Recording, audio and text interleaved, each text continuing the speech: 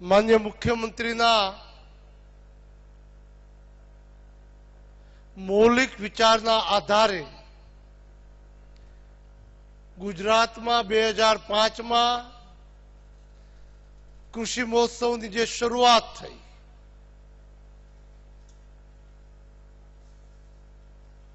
अने समयांतरे आ कृषि महोत्सव ने खेडूतोना माटे अने राज्यना हित में जे सुधारा करवा जोईए, जे अपडेट करवा जोईए ए प्रमाणे करता करता चालू वर्षे प्रथम वखत आ कृषि महोत्सव गुजरातना तालुका पंचायतना सीट पर आखो दिवस पशु आरोग्य मेळो, प्रदर्शन, डेरी, बागायत वगैरेની માહિતી આપતા કૃષિ મહોત્સવનું પ્રથમ જે આયોજન થયું છે અને માણાવદરથી એની શરૂઆત થઈ રહી એવા પ્રસંગે ઉપસ્થિત આમ તો ગુજરાતને કૃષિ ક્ષેત્રે કામગીરી કરવા બદલ માત્ર આ મંચ ઉપરથી બોલનારાએ સરાહના કરી એવું નથી।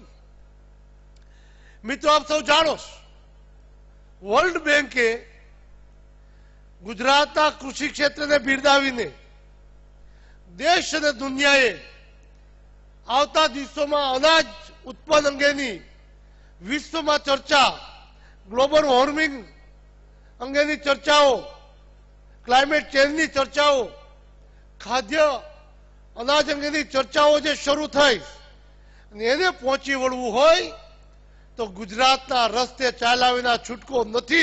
आ वात वर्ल्ड बैंक करे छे तो बीजी बाजू आ देशना एक एवा वैज्ञानिक अने राष्ट्रपति तरीके लोक हृदयमां स्थान पाम्या डॉक्टर एपीजे अब्दुल कलाम साहेबे पण गुजरातना कृषि मॉडल ने अपनावा माटे समग्र देश ने विनंती करीश। कृषि क्षेत्रना एक मान्य सर्व स्वीकृत डॉक्टर स्वामीनाथने पण आ कृषि महोत्सव अंगे पोतानी वात कहीने आवता दिवसों में कृषि क्षेत्र की लड़त कृषि क्षेत्र माध्यम थी आवता दिवसों लड़ीने लोगों ने व्यवस्था करी शकाय ए दिशा आपवा माटे गुजरात मॉडल ने अपनावानी बात करी।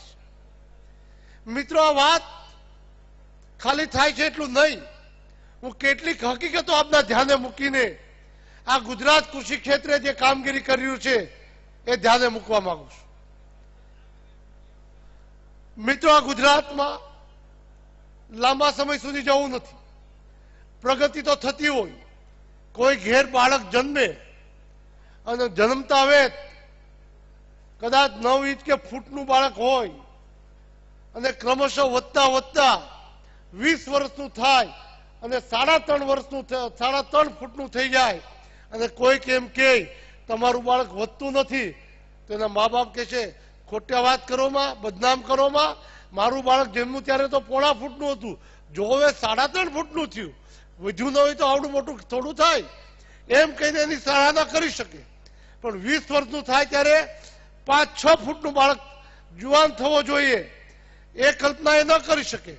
એવી જ રીતે આ ગુજરાતમાં મિત્રો આ ગુજરાતમાં કૃષિ ક્ષેત્રે જે પ્રગતિ થઈ રહી છે ત્યારે ગુજરાતના વાગ દેખા લોકો, गुजरातना विरोधीओ, गुजरातनु विकासनु तेज जोई नहीं शकनारा लोको जे रीते गुजरातने बदनाम करवा मांगे छे त्यारे केटलीक हकीकतो ध्यान उपर मूको। एम के गुजरात विकासना कारणे खेती घटती जाय छे। मित्रों केटलाक आंकड़ाओ आपीश। आ वावेतर विस्तार 2091 में 106 लाख हेक्टर हतो जे 2001 में 2001 में 1,46,000 6,000 માંથી 1,08,000 હેક્ટર બન્યું. 2 લાખ હેક્ટર 10 વર્ષમાં વાવેતર વધ્યું. 10 વર્ષમાં 2 લાખ હેક્ટર વધ્યું. જ્યારે 2010-11માં 1,45,00,000 લાખ હેક્ટર નું વાવેતર કરીને જે જમ્પ લગાવ્યો 10 વર્ષમાં, એ આંકડો આપણે બતાવશે કે માનનીય મુખ્યમંત્રી નરેન્દ્રભાઈના નેતૃત્વમાં કૃષિ ક્ષેત્રે વાવેતર કેટલું આગળ વધી રહ્યું છે. એટલું જ નહીં, 2091માં 108 લાખ મેટ્રિક ટન ઉત્પાદન હતું, જે 2001માં 155 લાખ મેટ્રિક ટન ઉત્પાદન થયું. જ્યારે તે વધીને 2010-11માં 241 લાખ મેટ્રિક ટન ઉત્પાદન વધ્યું. 91 ને 2001 ની વચ્ચે પાપા પગલી. માન્ય મુખ્યમંત્રીના નરેન્દ્રભાઈના સમયકાળમાં જે પ્રગતિ થઈ એ સમગ્ર દેશનું ધ્યાન આકર્ષિત કર્યું છે. કપાસની વાત કરીએ તો મિત્રો, આ ગુજરાતમાં રાજ્યના આજે 3જા ભાગ કરતા વધારે આખા દેશનું ઉત્પાદન ગુજરાતમાં થઈ રહ્યું છે. શરૂઆતના વર્ષોમાં 2001માં માત્ર 16 લાખ ગાંસડી જે ઉત્પાદન થતું હતું, તે ગયા વર્ષે 98 લાખ કરતા વધારે અને ચાલુ વર્ષે 1,20,00,000 સુધીનું ઉત્પાદન આ ગુજરાતમાં થાય એ સ્થિતિનું નિર્માણ થયું છે. મિત્રો, એવું જ નહીં, ગુજરાતમાં તમામ ક્ષેત્રે વાવેતર વધ્યું છે અને એવા સમયે વાવેતર વધ્યું છે કે જેના આધારે ગુજરાત જે પ્રગતિ આગળ કરી રહ્યું છે એની સરાહના થઈ. મિત્રો, હું કેટલીક હકીકતો આપના ધ્યાન ઉપર મૂકવા માંગુ છું. 2001માં ઘઉંનો વિસ્તાર, વાવેતર વિસ્તાર હતો 4.42 લાખ હેક્ટર, જે 10-11માં 15.98 એટલે 16 લાખ હેક્ટર નું વાવેતર થયું. જે ઉત્પાદન 11 લાખ મેટ્રિક ટન હતું એ 50 લાખ મેટ્રિક ટને પહોંચ્યું. એમ સમગ્ર ઘઉં, ચોખા, કઠોળ, મગફળી, કપાસ, દિવેલા તમામ ક્ષેત્રોમાં જે 7 લાખ હેક્ટરમાં વાવેતર હતું એ 8 લાખ ઉપર પહોંચ્યું.